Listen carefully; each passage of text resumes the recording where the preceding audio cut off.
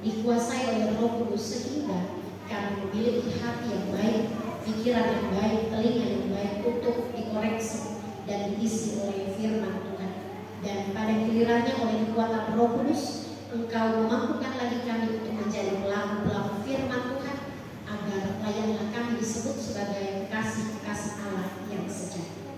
Ampunkan segala salah dan dosa kami ya Tuhan. Berfirmanlah bagi kami semua, karena sesungguhnya kami telah sedia membaca, mendengarkan dan merenungkan firman Tuhan. Di dalam nama Tuhan Yesus Kristus yang adalah firman yang hidup itu, kami berdoa. Amin. Pembacaan firman Tuhan 2 Korintus pasalnya yang ke-8 ayat 1 sampai dengan ayatnya yang ke-15 di bawah judul perikop pelayanan kasih. Ayat 1. Saudara-saudara, kami hendak memberitahukan kepada kamu tentang kasih karunia yang dianugerahkan kepada jemaat-jemaat di Makedonia. Selagi dicobai dengan berat dalam pelbagai penderitaan, sukacita mereka meluap, dan meskipun mereka sangat miskin, namun mereka kaya dalam kemurahan. Aku bersaksi bahwa mereka telah memberikan menurut kemampuan mereka, bahkan melampaui kemampuan mereka. Dengan kerelaan sendiri mereka meminta dan mendesak kepada kami, supaya mereka juga beroleh kasih karunia untuk mengambil bagian dalam pelayanan kepada, saya ulangi, ayat 4, dengan kerelaan sendiri mereka meminta dan mendesak kepada kami, supaya mereka juga beroleh kasih karunia untuk mengambil bagian dalam pelayanan kepada orang-orang kudus. Mereka memberikan lebih banyak daripada yang kami harapkan. Mereka memberikan diri mereka pertama-tama kepada Allah, kemudian oleh karena kehendak Allah juga kepada kami. Sebab itu kami mendesak kepada Titus supaya ia mengunjungi kami dan menyelesaikan pelayanan kasih itu sebagaimana ia telah memulainya. Maka sekarang sama seperti kamu kaya dalam segala sesuatu, dalam iman, dalam perkataan, dalam pengetahuan, dalam kesungguhan untuk membantu, dan dalam kasihmu terhadap kami, demikianlah juga hendaknya kamu kaya dalam pelayanan kasih. Aku mengatakan hal itu bukan sebagai perintah, melainkan dengan menunjukkan usaha orang-orang lain untuk membantu. Aku mau menguji keikhlasan kasih kamu, karena kamu telah mengenal kasih karunia Tuhan kita Yesus Kristus, bahwa Ia yang oleh karena kamu menjadi miskin, sekalipun Ia kaya, supaya kamu menjadi kaya oleh karena kemiskinannya. Inilah pendapatku tentang hal itu, yang mungkin berfaedah bagimu. Memang sudah sejak tahun yang lalu kamu mulai melaksanakannya dan mengambil keputusan untuk menyelesaikannya juga. Maka sekarang selesaikan jugalah pelaksanaannya itu. Hendaklah pelaksanaannya sepadan dengan kerelaanmu, dan lakukanlah itu dengan apa yang ada padamu. Sebab jika kamu rela untuk memberi, maka pemberianmu akan diterima. Kalau pemberianmu itu berdasarkan apa yang ada padamu, bukan berdasarkan apa yang tidak ada padamu. Sebab kamu dibebani bukan supaya orang-orang lain mendapat keringanan, tetapi supaya ada keseimbangan. Maka hendaklah sekarang ini kelebihan kamu mencukupkan kekurangan mereka, agar kelebihan mereka kemudian mencukupkan kekurangan kamu, supaya ada keseimbangan. Seperti ada tertulis, orang yang mengumpulkan banyak tidak kelebihan, dan orang yang mengumpulkan sedikit tidak kekurangan. Yang disebut berbahagia adalah kita semua yang membaca, kita semua yang mendengarkan, dan kita yang pada akhirnya menjadi pelaku-pelaku firman Tuhan. Shalom. Shalom. Bapak dan Ibu, persekutuan jemaat yang kekasih dan diberkati Tuhan, rasa syukur kita persembahkan kepada Tuhan pemilik hidup ini, karena atas kasih, tuntunan, dan kemurahannya kita mulai menginjakkan kaki di minggu yang pertama di bulan 8 tahun 2023. Sudah Agustus, seperti tidak dirasa tahun-tahun ini berjalan, hari-hari ini berjalan. Kalau sudah tiba di September, Oktober, November, maka dekatlah Desember. Maka kita sudah mulai mencuci toples, mencat rumah, mulai mencicil blueberry, tepung terigu dan teman-temannya, dan tibalah hari sukacita bagi kita untuk merayakan Natal. Jika Tuhan berkenan, kita semua sehat dan kuat menyambut perayaan Natal dan Tahun Baru bersama dengan seisi rumah tangga kita. Saudara-saudara yang dikasih dan diberkati Tuhan, bacaan firman Tuhan yang keluar dari Sinode Gereja Kristen di Luhut Banggai melalui Komisi KPWG hari ini dari 2 Korintus pasalnya yang ke-8 ayat 1 sampai 5 diberikan tema berbagi dengan kasih. Berbagi dengan kasih. Ada 2 variabel di situ, variabel berbagi, kata kerja berbagi, dan yang kedua dengan kasih. Berbagi menjadi sebuah kata kerja di mana kita memberikan apa yang kita miliki kepada orang-orang yang ada di sekeliling kita. Berbagi waktu, berbagi tenaga, berbagi ilmu, berbagi perasaan, berbagi cinta, berbagi hati, dan berbagi yang lain. Berbagi bisa dilaksanakan dengan atau tanpa kasih. Berbagi tanpa kasih adalah sebuah pemberian. Ketika orang lain memerlukan, saya minta dong, kita kasih. Kalau dilandasi dengan kasih, maka pemberian itu akan terasa kasih. Tetapi ketika pemberian itu tidak dengan kasih, maka pemberian itu menjadi sesuatu yang hampa. Sehingga yang hendak kita pelajari bersama dalam pembacaan firman Tuhan saat ini adalah bukan sekedar berbagi, tetapi berbagi dengan dasar kasih.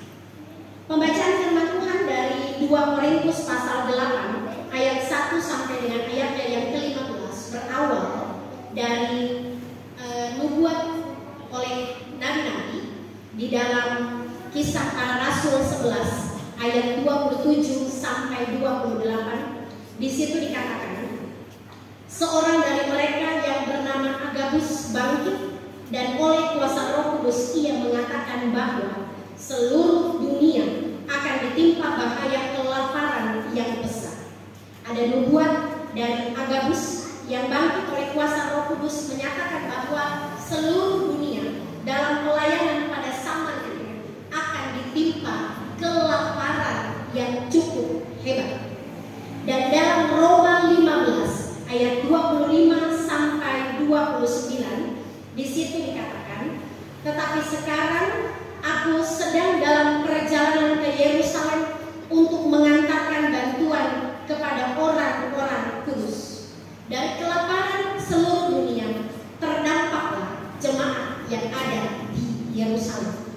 Sehingga Rasul Paulus dalam Roma pasal 15 hendak mengantarkan bantuan kepada jemaat Tuhan yang ada di Yerusalem yang terdampak dengan kelaparan yang hebat yang melanda kota itu pada zaman.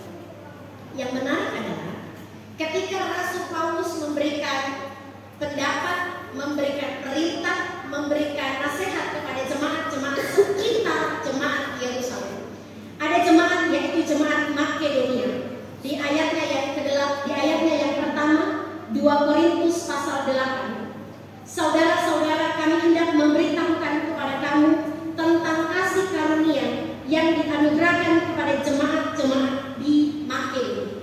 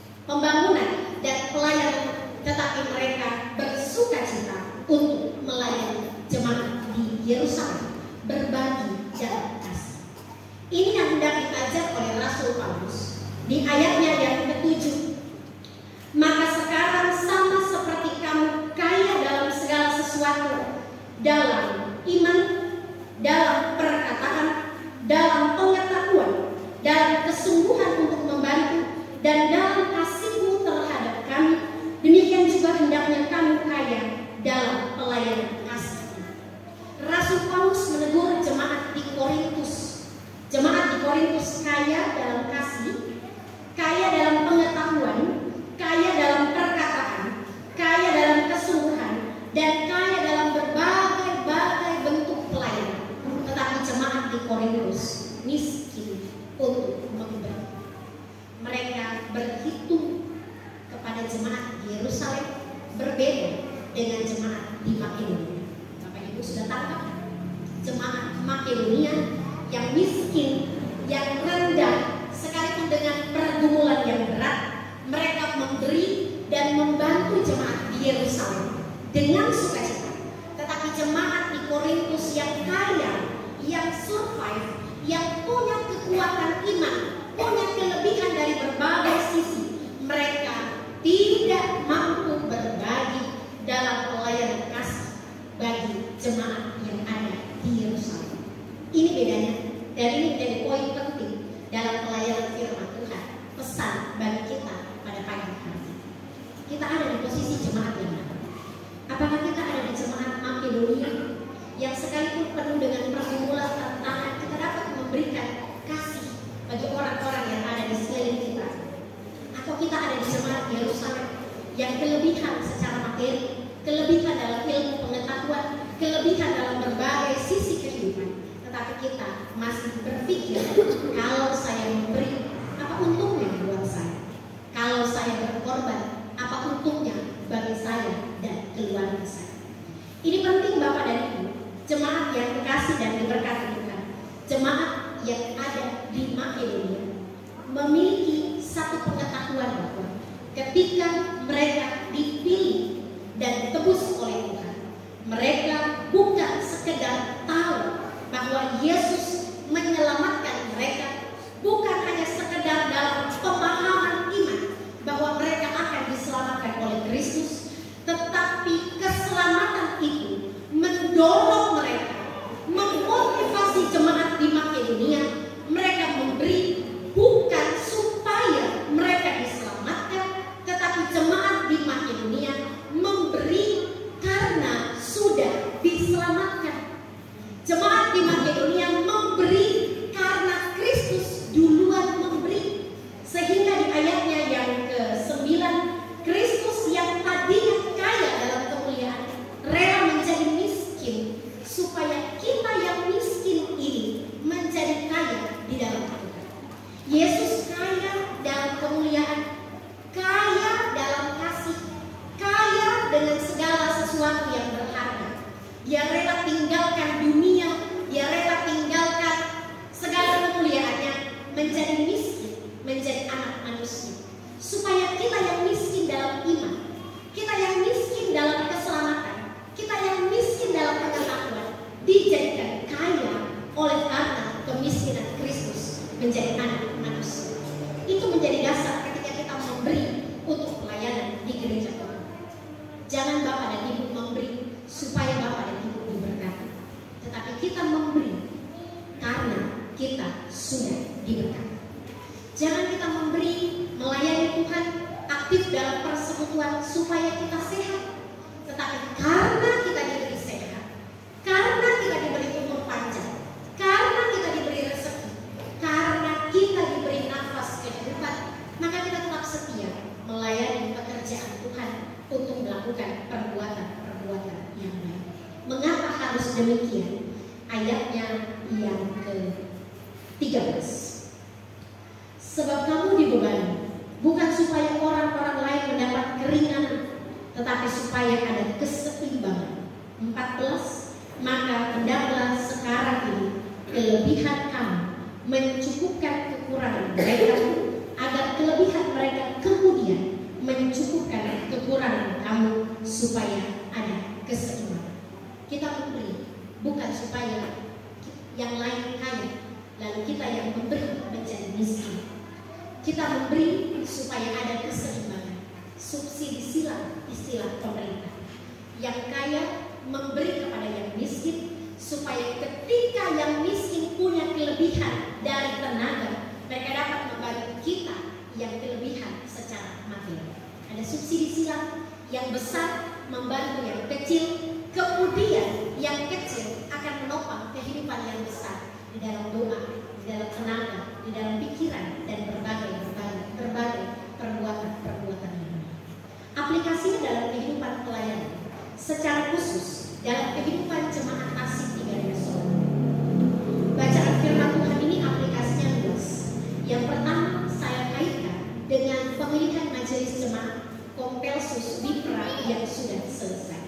Bapak Ibu yang terpilih untuk periode pelayanan 2023-2028, 5 tahun kita akan berjuang.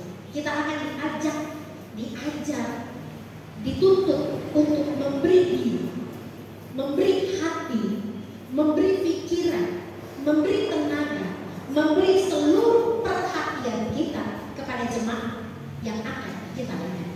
Jangan memberi supaya Bapak dan Ibu dikenal. Jangan melayani supaya Bapak dan Ibu terkenal. Jangan menjadi hamba supaya Bapak dan Ibu menjadi besar dalam pelayanan. Tetapi melayanilah karena kita sudah diselamatkan. Melayanilah karena kita sudah ditebus. Melayanilah karena Kristus sudah lebih dahulu mati menyelamatkan dosa dan salah kita. Untuk aplikasi yang pertama bagi majelis jemaat periode 2023-2028. Yang kedua, dalam tanggung jawab kita untuk jemaat yang ada di pos pelayanan yang kemudian akan dimekarkan menjadi jemaat penuh. Kita punya tanggung jawab. Kita yang besar membantu mereka yang baru akan bertumbuh. Bukan supaya mereka kaya lalu kita yang memberi menjadi miskin, supaya ada keseimbangan. Dilahirkan jemaat penuh bukan karena mereka melakukan hal-hal sehingga mereka mekar, tetapi karena kebutuhan, karena tanggung jawab, maka dimekarkan jemaat. Tanggung jawab kita sebagai yang sudah survive, yang sudah kuat, kita membantu jemaat-jemaat yang memerlukan tanggung jawab pelayanan dan berbagi pelayanan kasih bagi orang-orang yang ada di sekeliling kita. Yang ketiga, dalam tanggung jawab sinode. Kita bukan memberi untuk sinode. Kita bukan menghidupkan sinode lewat setoran-setoran yang kita kumpulkan.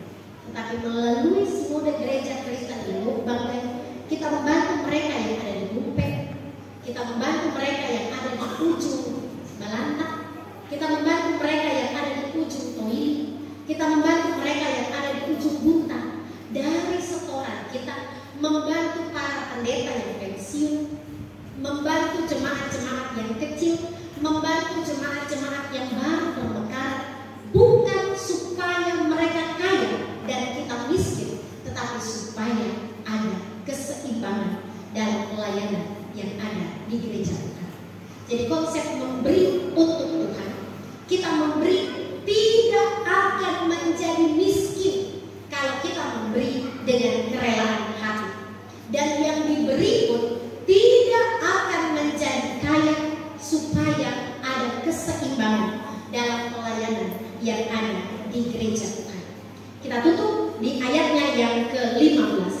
Seperti ada tertulis, orang yang mengumpulkan banyak tidak kelebihan, dan orang yang mengumpulkan sedikit tidak akan kekurangan. Kalau kita memberi dengan ketulusan hati kita dalam pelayanan, maka kita tidak akan kekurangan tenaga. Tuhan akan cukupkan tenaga kita untuk melayani. Kalau kita memberi materi kita untuk pelayanan di gereja Tuhan, kita tidak akan pernah kekurangan materi, karena Tuhan pasti akan cukupkan kehidupan kita. Kalau kita memberikan hati kita, perhatian kita, pikiran kita, perasaan kita, bahkan segenap kehidupan kita untuk melayani jemaat Tuhan yang menjadi tanggung jawab kita, kita tidak akan pernah berkekurangan. Kasih setia Tuhan akan terus dianugerahkan bagi kita yang dengan tulus dan setia melayani Tuhan. Saudara-saudara yang terkasih, kata berbagi bisa dilaksanakan tanpa atau dengan kasih. Kita diajak, kita dituntut, kita diarahkan, kita dinasehati pada saat ini. Mari berbagi kasih dengan orang-orang yang ada di sekeliling kita.